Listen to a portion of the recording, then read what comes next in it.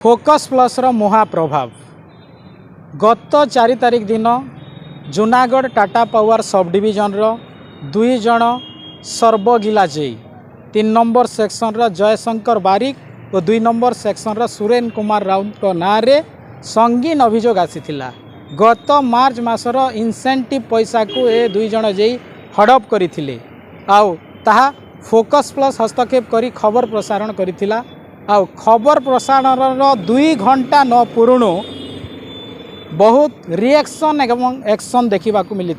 पूरा पश्चिम ओडिशार विद्युत विभाग रे हईचई सृष्टि करथिला ये खबर।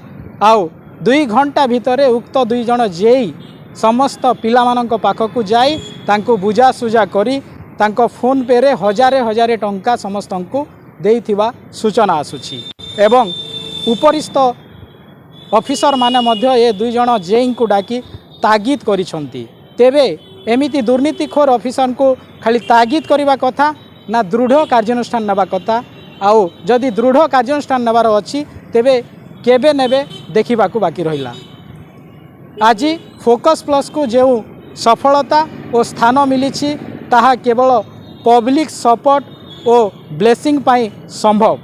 तेणु मो आंतरिकता सहित आपण मानंकु धन्यवाद और कृतज्ञता जनाउछि।